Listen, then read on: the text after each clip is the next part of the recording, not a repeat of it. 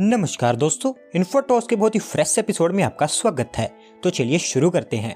आज की सबसे पहली अपडेट निकल कर आ रही है टाटा ग्रुप की subsidiary company Tata realty and infrastructure limited को लेकर, जहां पर दोस्तों उनका जो रियल्टी बिजनेस है उसको एक्सपांड करते हुए Tata realty and infrastructure limited के द्वारा डिसाइड किया है कि वो नवी मुंबई में उनका एक न्यू IT पार्क लॉन्च करेंगे, जो कि एक प्रीमियम IT पार्क होगा। एंड इसको लॉन्च करने के लिए या फिर डेवलप करने के लिए टाटा रियल्टी के द्वारा 5000 करोड़ स्पेंड किए जाएंगे। सो बेसिकली दोस्तों जो प्रीमियम IT पार्क होगा ये नवी मुंबई में अराउंड 47.1 एकड़ के एरिया में फैला होगा, जो कि एक कमर्शियल प्रोजेक्ट होगा। एंड स्पेसिफिकली इसको नवी मुंबई के घनसोली लोकेलिटी में सेटअप किया जाएगा। एंड इस IT पार्क में IT park, data centre, commercial offices, high street real properties, इस तरह की जो थिंग्स हैं उनको डेवलप किया जाएगा। एंड इसको डेवलपमेंट होगा उसको Tata realty and infrastructure limited and साथ साथ में जो London based investment firm Actis Capital है उनके द्वारा मिलकर किया जाएगा। और अगले 3-4 सालों में इनके द्वारा इसको बनाकर भी कंप्लीट कर दिया जाएगा।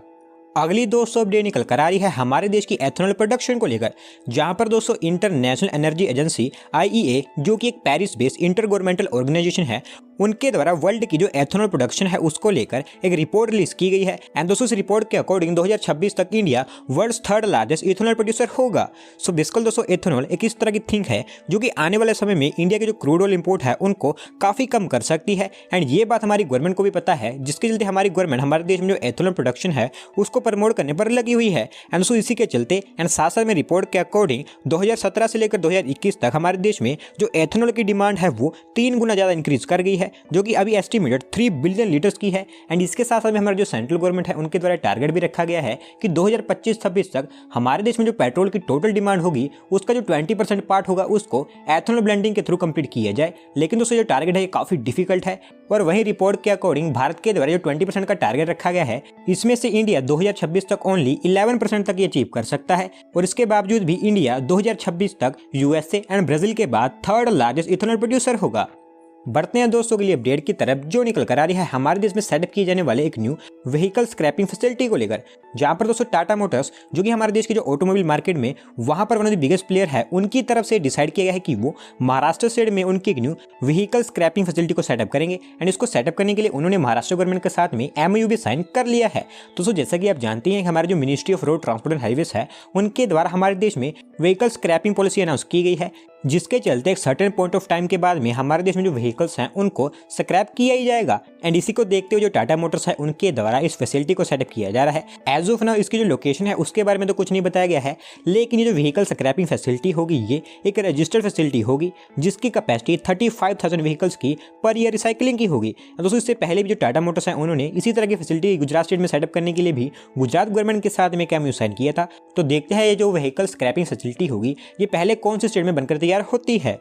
अगली अपडेट निकल कर आ रही है state on defence manufacture Hindustan aeronautics limited को लेकर, जहां पर दोस्तों आत्मनिर्भर भारत अभियान, स्पेसिफिकली हमारे देश के डिफेंस सेक्टर है वहां पर जो आत्मनिर्भर भारत कैंपेन है उसको एक बूस्ट प्रोवाइड करवाते हुए हिंदुस्तान एरोनॉटिक्स लिमिटेड ने भारत इलेक्ट्रॉनिक्स लिमिटेड के साथ में एग्रीमेंट साइन कर लिया है। एंड दोस्तों इस एग्रीमेंट के अकॉर्डिंग जो भारत इलेक्ट्रॉनिक्स लिमिटेड है वो हिंदुस्तान एरोनॉटिक्स लिमिटेड को LCA तेजस MK-1 एयरक्राफ्ट के लिए 20 तरह के जो सिस्टम्स हैं उनको मैन्युफैक्चर करके प्रोवाइड करने वाली है। तो दोस्तों अगर आपको याद होगा तो कुछ समय पहले हमारे जो मिनिस्ट्री ऑफ डिफेंस है उनके द्वारा हमारे जो इंडियन एयरफोर्स है उनके लिए टोटल 83 LCA तेजस MK-1 एयरक्राफ्ट को अप्रूव कर दिया गया था। एंड इनकी जो डिलीवरी है वो फाइनेंशियल ईयर 2023-24 से स्टार्ट होने वाली है। एंड 2028 तक यानी कि अगले 5 सालों के अंदर अंदर ये जो कॉन्ट्रैक्ट है ये पूरी तरह से कंप्लीट होने वाला है। एंड दोस्तों इसके अंतर्गत जो एयरक्राफ्ट है उनकी मैन्युफैक्चरिंग का कॉन्ट्रैक्ट हिंदुस्तान एरोनॉटिक्स लिमिटेड को दिया गया है।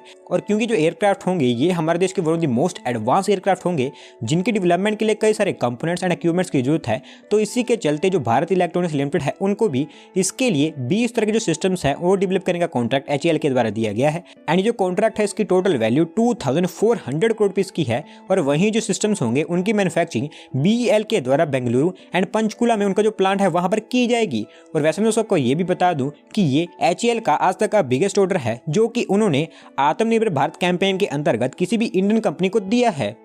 अगली दोस्तों अपडेट निकल कर आ रही है हमारी Indian space research organisation ISRO को लेकर, जहां पर दोस्तों हमारे देश का जो स्पेस सेक्टर है वहां पर जो प्राइवेट इंडस्ट्री है उसके पार्टिसिपेशन को देखते हुए बहुत सारी कंट्रीज अब ये चाहती हैं कि इसरो उनके जो सैटेलाइट्स हैं उनको भी लॉन्च करे। एंड इसी के चलते टोटल 4 कंट्रीज ने इसरो के साथ में टोटल 6 एग्रीमेंट साइन कर लिए हैं जो कि उनके सैटेलाइट लॉन्च को लेकर हैं। सो बेसिकली दोस्तों इसरो की commercial arm new space India limited के द्वारा जो प्राइवेट इंडस्ट्रीज की सैटेलाइट है उनको लॉन्च किया जाता है। एंड एज ऑफ नाउ इनके द्वारा बहुत सारी सैटेलाइट्स को लॉन्च भी किया जा चुका है और वहीं अब इनके द्वारा 4 और कंट्रीज की जो सैटेलाइट्स हैं उनको लॉन्च किया जाने वाला है। एज ऑफ नाउ दोस्तों ये तो नहीं बताया गया है कि किन कंट्रीज की जो सैटेलाइट्स उनको लॉन्च किया जाएगा, लेकिन इसकी जो लॉन्चिंग होगी उसको न्यू स्पेस इंडिया लिमिटेड के द्वारा किया जाएगा। एंड इसको लॉन्च करने के बाद में जो इसरो है उनको टोटल 132 मिलियन यूरोज की अर्निंग होगी जो कि 4x में होने वाली है। दोस्तों देखते हैं कि इसरो के द्वारा कब तक इसकी लॉन्चिंग की जाती है।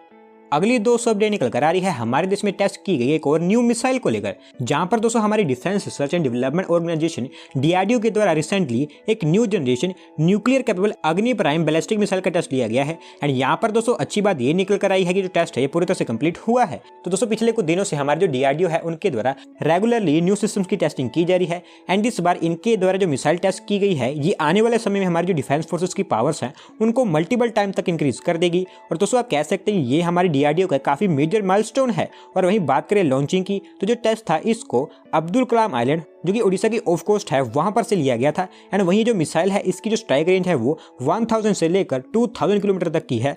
और जितनी भी अग्नि सीरीज की जो मिसाइल्स हैं ये जो मिसाइल है जिसका नाम अग्नि P मिसाइल है ये उन सब में से स्मॉलेस्ट एंड लाइटेस्ट मिसाइल है। और इससे पहले भी एक बार इसका टेस्ट लिया गया था जो कि सक्सेसफुली कंप्लीट हुआ था। एंड अब भी इसका जो टेस्ट है वो सक्सेसफुली कंप्लीट हुआ है। और क्योंकि आने वाले समय में ये हमारी डिफेंस फोर्सेस की जो पावर्स हैं वहां पर काफी अच्छे ढंग से कॉन्ट्रीब्यूट करने वाली है, तो इसी के चलते इसके कई सारे और भी टेस्ट लिए जाएंगे ताकि इसकी जो एफिशिएंसी एंड जो एक्यूरेसी है उसको चेक किया जा सके।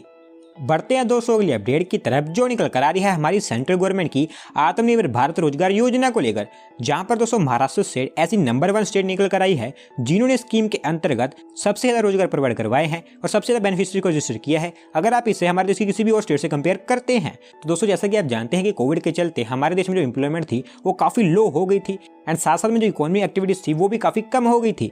एंड पोस्ट कोविड रिकवरी के लिए हमारी जो सेंट्रल गवर्नमेंट थी उनके द्वारा आत्मनिर्भर भारत 3.0 पैकेज के अंतर्गत ये जो स्कीम थी इसको अनाउंस किया गया था, जिसके अंतर्गत हमारे देश में जो इम्प्लॉयज एंड जो एम्प्लॉयर्स थे उनको इंसेंटिवाइज किया जा रहा था। एंड नाउ दोस्तों इसी के अंतर्गत जो महाराष्ट्र स्टेट है वो नंबर 1 स्टेट निकल कर आई है जिन्होंने सबसे ज्यादा बेनिफिशियरीज को रजिस्टर किया है जो कि अराउंड 6,49,560 है। इसके बाद में सेकंड नंबर पर तमिलनाडु स्टेट निकल कर आई है जिन्होंने 5,35,650 बेनिफिशियरीज को रजिस्टर किया है। और वहीं थर्ड नंबर पर गुजरात जिन्होंने 4,44,741 बेनिफिशियरीज को रजिस्टर किया है।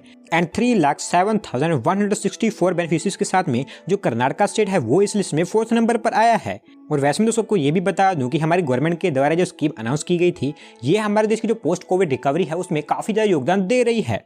आज की दोस्तों लास्ट अपडेट निकल कर आ रही है US based engineering company iDEX corporation को लेकर, जहां पर दोस्तों इंडिया में उनके ग्रोथ को देखते हुए इस कंपनी के द्वारा डिसाइड किया गया है कि वो इंडिया में उनके जो फुटप्रिंट्स हैं उनको और भी एक्सपांड करेंगे। एंड इसी के चलते उनके द्वारा जल्दी ही गुजरात स्टेट में उनकी एक न्यू फैक्ट्री को सेटअप किया जाने वाला है। तो दोस्तों जो आइडेक्स कॉर्पोरेशन है ये इनके पास में ऑलरेडी गुजरात के वडोदरा में उनका एक मैन्युफैक्चरिंग प्लांट है या फिर एक फैक्ट्री है। एंड कोविड के टाइम इन्होंने भारत के लिए काफी अच्छे काम किए हैं जिसके चलते इनका जो बिजनेस है वो काफी तेजी से ग्रो भी कर गया है। एंड नाउ दोस्तों इनकी जो न्यू फैक्ट्री होगी इसको इनके द्वारा गुजरात के सानन सिटी जो कि अहमदाबाद डिस्ट्रिक्ट में है वहां पर सेटअप किया जाएगा। एंड ये जो फैक्ट्री होगी ये अराउंड 17 एकड़ के एरिया में फैली होगी, जिसको सेटअप करने के लिए इनके द्वारा 500 करोड़ रुपए की इन्वेस्टमेंट की जाएगी। और अगले 3 से 5 सालों के अंदर अंदर इनकी जो न्यू फैक्ट्री होगी ये पूरी तरह से बनकर तैयार हो जाएगी।